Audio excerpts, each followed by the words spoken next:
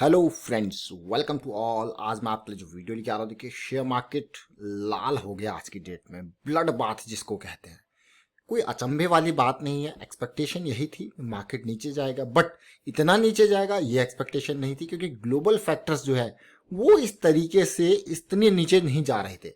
लेकिन यहाँ पे बिल्कुल ब्लड बाथ हुआ है। बट मेजर कारण बैंक्स रहे आज। प्राइवेट बैंक्स, सरकारी banks, HDFC bank, HDFC, ICICI bank, SBI, सब लाल। अगर आप देखोगे बजाज फाइनेंस जैसे शेयर लाल।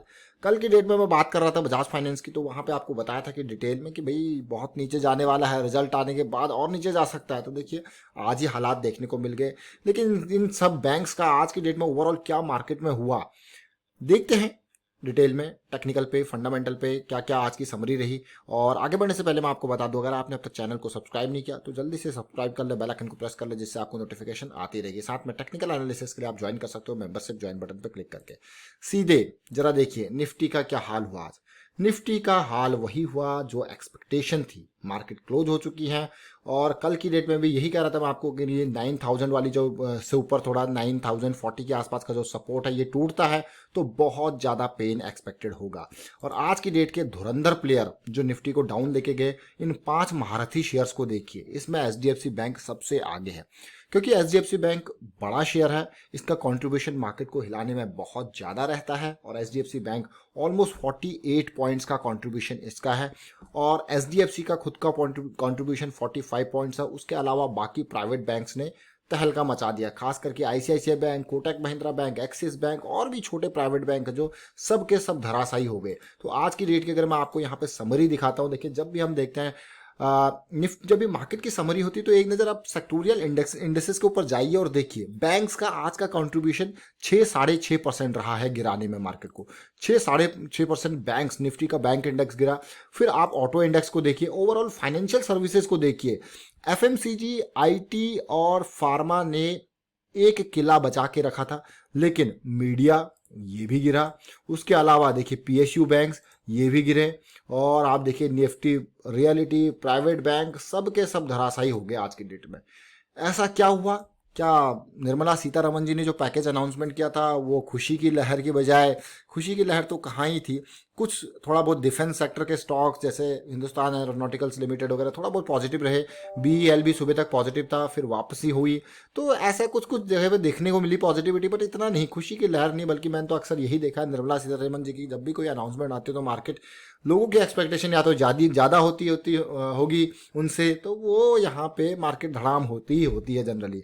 तो आप देखिए यहाँ पे अगर मैं बात करूँ निफ्टी बैंक्स में, निफ्टी बैंक्स को देखिए आप किस तरीके से आज की डेट में इंडसइंड बैंक 9-10% गिर गया, RBL bank 9%, federal bank 9%, bank of Baroda, axis bank, ICICI bank, SBI को देख लीजिए। एसबीआई हम तो मान के चल रहे थे एसबीआई ऑलमोस्ट 146 से लेके 160-165 की रेंज हमने मानी थी कि ये इसका मेन रेंज होने वाला, और अभी उसी रेंज में ही ये लाई कर रहा है। अगर ये रेंज टूटती है फिर तो बहुत नीचे जा सकता है। फिलहाल सावधानी की जरूरत है। आज की डेट में आपने देखिए पूरा का पूरा मेजर बैंक्स ने तहलका मचा दिया। यही नहीं, आप ऑटो सेक्टर को अगर देखोगे तो आज की डेट में टीवीएस मोटर, आइसर मोटर, देखिए ऑटो सेक्टर में मंदी खत्म ही नहीं हुई थी। कहाँ से थोड़ा बहुत रिकवरी आने का ये मतलब नहीं है कि मार्केट जो है स्टेबल हो गई है। आप देख सकते हो मारुति का शेयर वापस 4700 के आसपास आ गया है, और यहाँ पे हमारा रेंज तो वही 3000 से 3500 की रेंज में यहाँ पे अभी भी रहेगा इसको, क्योंकि वहाँ पे एक सपोर्ट है, एक स्ट्रॉन्ग सपोर्ट है, वो काफ़ी इंपॉर्टेंट जोन रह सकता है। बजाज ऑटो को देख लीजिए, आज 7% का गिरा,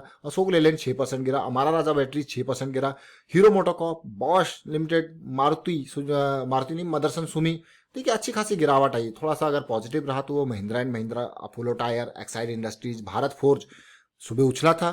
क्यों? क्योंकि भाई डिफेंस वाला काम, डिफेंस वाली न्यूज़ थी तो थोड़ा उछला था, लेकिन शाम होते होते थोड़ा सा डाउन जरूर आ गया।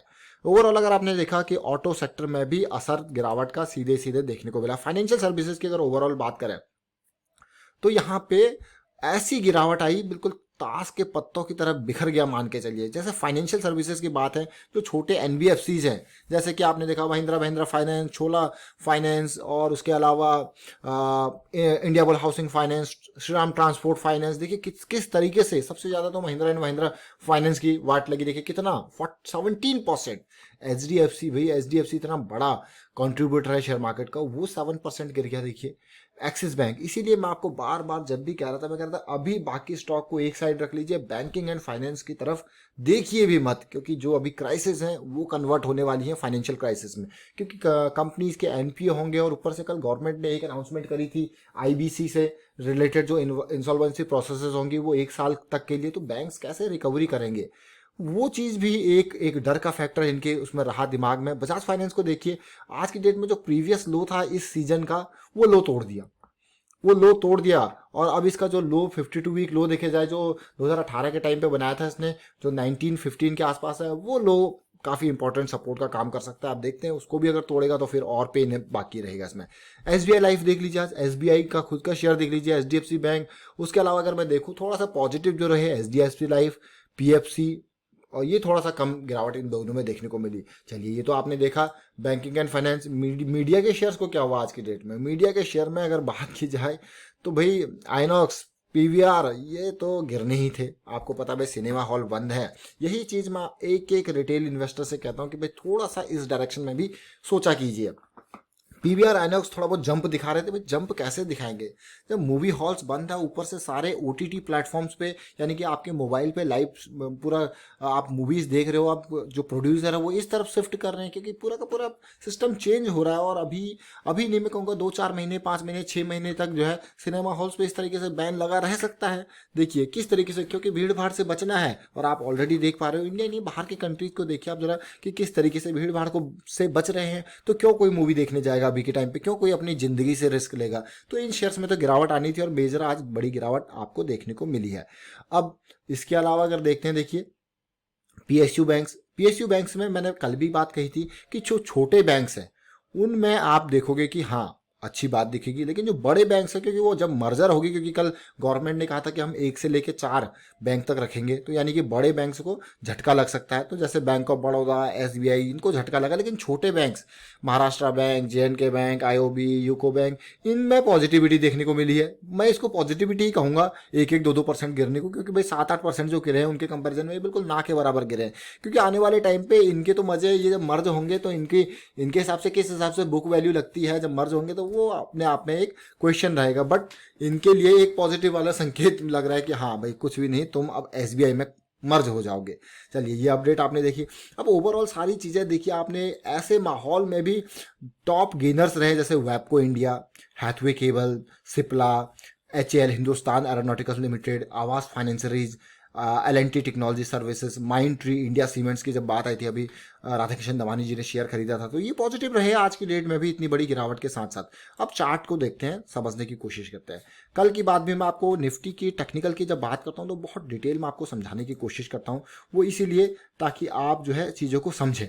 और ये मैं आपको 2-3 दिन से बता रहा था कि पिछले जो वीक था कि ये लो बन चुका है, जो मई के महीने में पहला वीक था जब इसने अपने प्रीवियस वीक के लो को तोड़ा था, तो पेन आपके सामने रहेगा। और अगले हफ्ते इसने फिर से लो को तोड़ा, और आज की डेट में इसने पिछले वीक के लो को तोड़ के, और ये वीक आप पूरा का पूरा पेन सिचुएशन देख पा रहे हो। और मेरा यही मानना है, और अभी भी मैं यही कहूंगा कि अगर अब रिकवरी होती है, अब आप कहोगे अब रिकवरी होती से मतलब, अब अगर रिकवरी होती है और ये बहुत ही बढ़िया टाइम रहेगा, मैं कहूँगा अगर ये इन लेवल्स तक आता है और फिर से जाके यहाँ से जाके रिकवरी होती है, तो एक पॉजिटिविटी कही जाएगी। लेकिन अगर ये इन लेवल्स को तोड़ देता है, 7500 के रेंज को तोड़ता है डाउन साइड आते हुए, तो आपके सामने रिस्क बहुत बढ़ जाएगा, रिस्क बहुत ही ज़्यादा बढ़ जाएगा, मैं कहूँगा रिस्क। और आज की डेट में की अगर मैं बात करूँ, देखिए यही चीज़ मैं आपको बार बार, देखिए पूरा का पूरा वीकली आपका डाउन ट्रेंड में डाउन साइड की मोमेंटम दे रहा है। और डेली पर्सपेक्टिव से भी अगर मैं कहूँ, जो मैं आपको कह रहा था, कल भी कह रहा था और आज भी ये कह रहा था कि शेयर में आपको क्लियर कट जो है वो आप देखिए लोअर हाई बन चुका है, और लोअर हाई बनने के बाद और लोअर लो बनेगा तो पेन आएगा। और वो यही रीजन था, 9040 का रीजन था, जिससे ये तोड़ के आज पेन आपके सामने आ चुका है। अब रिकवरी होती है तो फिर ये रीजन एक जो है आपको एक रेजिस्टेंस का काम भी कर सकता है। इस तरीके से डाउन साइड फ्लो भी आपको देखने को मिल सकता है। अब चलते हैं आवरली पे और समझने की कोशिश करते हैं आज क्या हुआ। आज जो कुछ हुआ पहले 2 घंटे के अंदर हो चुका था, जो भी होना था पहले 2 घंटे के अंदर हो चुका था।